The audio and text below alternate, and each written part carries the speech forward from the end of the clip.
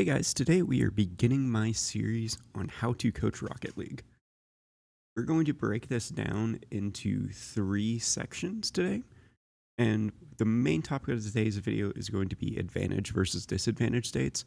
But before we start talking about there, we need to talk about coaching in general and the difference between coaching a player in a solo queue ranked setting versus a team setting, and also talk about the difference between what micro decision making is and macro decision making.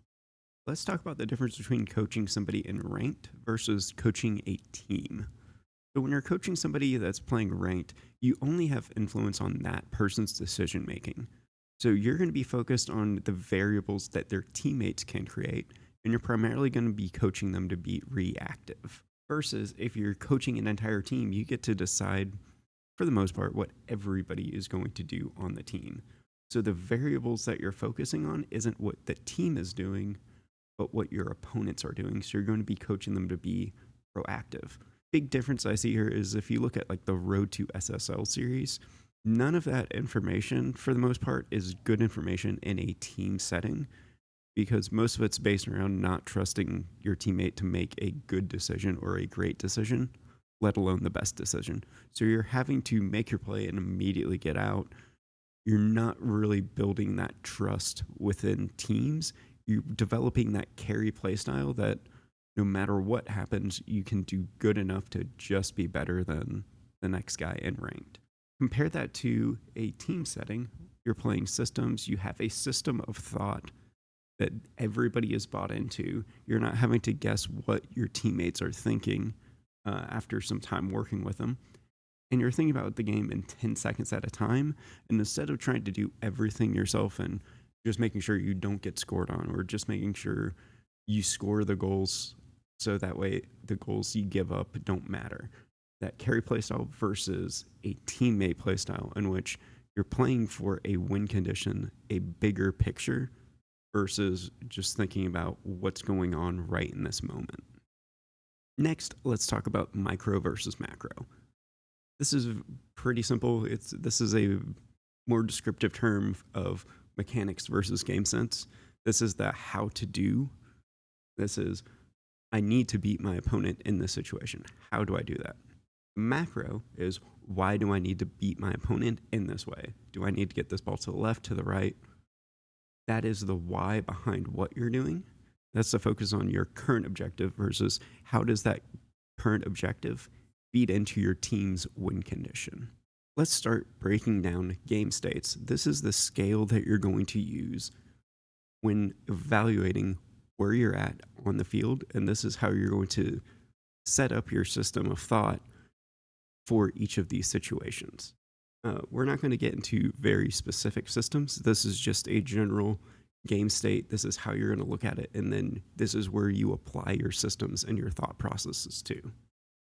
So let's start it out very basic. You have defense, where you're trying to not get scored on, and you have offense, where you're trying to score. It doesn't get much more complicated than that, other than you have this neutral game where everybody's either preparing to try and get scored on or preparing to try and score. And this typically happens at either kickoff or in a transition period. And there's basically three levels of any situation, and that is your disadvantage, your neutral, and your advantage. With disadvantage, you're coming out of defense, you're just clearing the ball. You're not going to be able to do much more than that other than send the ball. You're not quite out of defense yet. You haven't started something threatening yet. You've just gotten the ball out of your zone. The next level of that is if this is kind of a neutral position where you are getting the ball out, you are bringing players out as well, and you're able to set up into somewhat threatening positions, but the other team is able to retreat and they are also able to get an equally defensive position. And a counterattack is where you have an advantage moving in. You have more players, you have more boost, etc., etc. If you get a clear, your best case scenario is going to be this forecheck, where the ball is in their corner. You're not quite starting your offense yet, but they haven't been able to push the ball back out yet. So you're getting this forecheck, if you're familiar with hockey terms. And just in the same, if they've transitioned, but it's not quite a counterattack, you have this back check where you're defending on your way back. You're not in a defensive position, but you're able to attack the offense in a manner that buys your team time to try and set up into a good position. That's all the types of transitions in Rocket League. But this is also basically what happens every kickoff. When you're on defense, the disadvantage state is chances. So that means your opponent has a chance to score. It could be a good chance, it could be a high quality chance, it could be a bad quality chance, but the fact that they have a chance means that you're in a disadvantaged state. The neutral state is you're stabilized, where they're not able to really get anything threatening, but you haven't been able to push out of your zone yet. The next state is transition, in which we've talked about. Once you have transitioned, the kind of neutral state is the pressure. You're keeping the ball in their half, you're keeping possession, you're still the ones dictating what they have to do, but you haven't quite created a chance yet to score, which would be the advantage state that you would want to end up in. And in each of these states that I've just talked about, they all have their own individual disadvantage, neutral, and advantage state. So let's break down each of these categories and how you can be in disadvantage, neutral, or advantage. So let's start with defense, and let's start with chances. Chances, the disadvantage state that you would be in is if you have an open enough net. I say open enough because at different levels, you may need an entirely open net. You may just need the top corner. It's entirely on the opponents to mechanically execute, and at this point, there's not really anything you can do.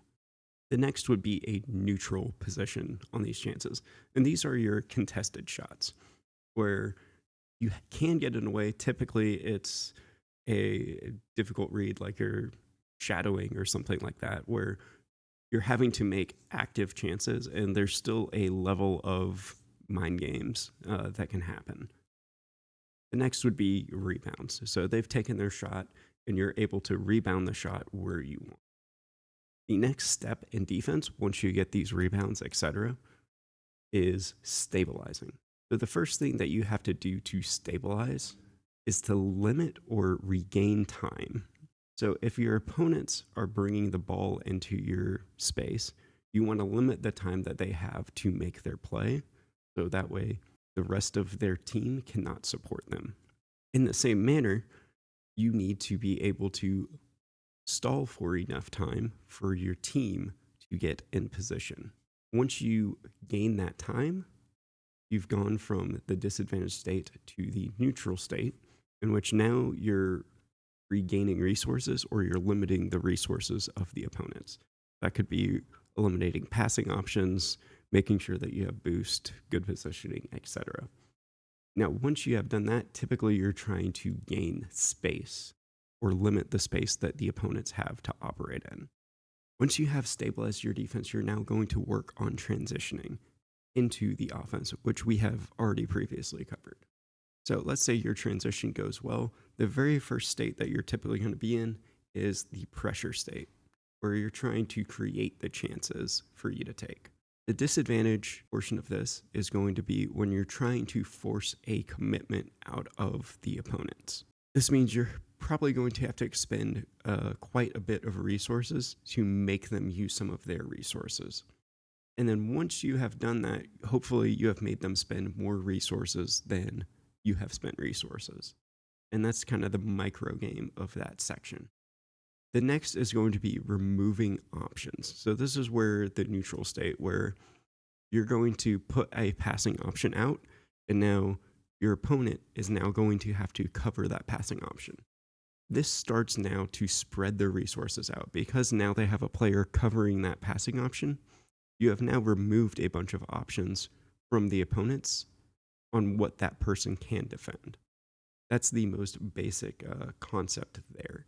The next is going to be capitalizing on openings. So once you have removed enough options by taking their resources, et cetera, forcing commitments, you eventually are going to get a chance. And this is going to talk about back into the chances, just like on defense, You have your rebounds where they're controlling where the ball is going after a shot. You have these half chances where you've created enough pressure that you can score, but it's still contested. And then eventually you have the open enough net where you just have to hit your shots. Let's talk about player resources and how all of that ties into these game states. So the first resource is boost. That's the most obvious one. The second is player momentum.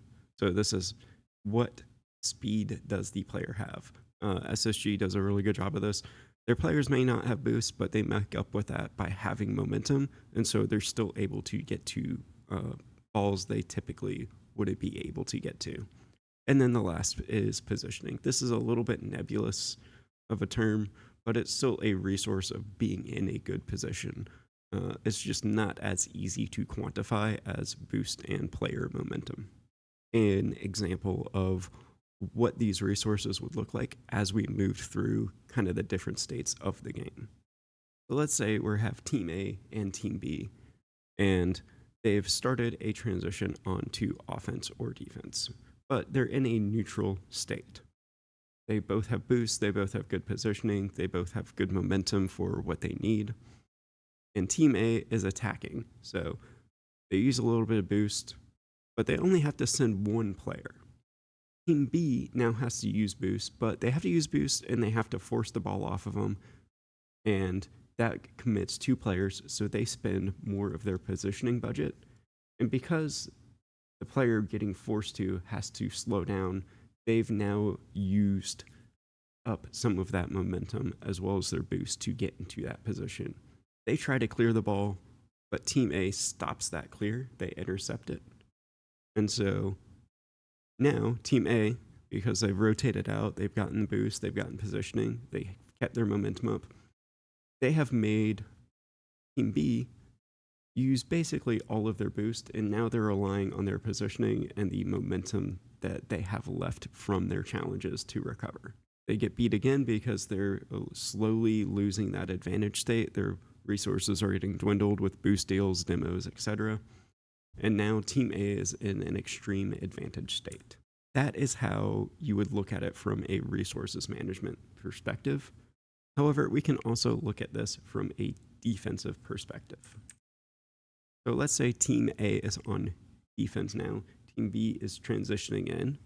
Team A gets a good challenge, and now Team B is having to expend more resources to follow up and keep the ball in the opponent's half. Now, they've had to use a lot of boost, and Team A has gotten a demo on their third man. The amount of boost that Team B has, as well as the positioning and momentum of Team B, has dwindled. But the ball is still in Team A's half. But now they have the boost, the positioning, the momentum. So now that Team A has won another challenge in defense and gotten these demos and stuff, they are now in an advantage state enough on defense to transition into offense. And that could look like a clear to start a forecheck, anything that we've mentioned previously on the transition. So this is how you apply these resources to each one of these steps, and how you can subdivide each one of these even further into those moments in which you get into the micro. And so this is how you tie the game sense into what it is they are physically doing, the macro to the micro.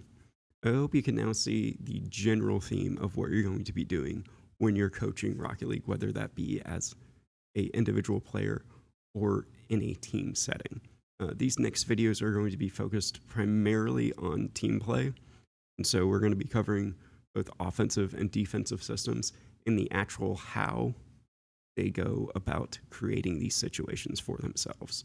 If you have any questions, feel free to drop them in the comments. And again, thanks for watching, and I hope you learned something.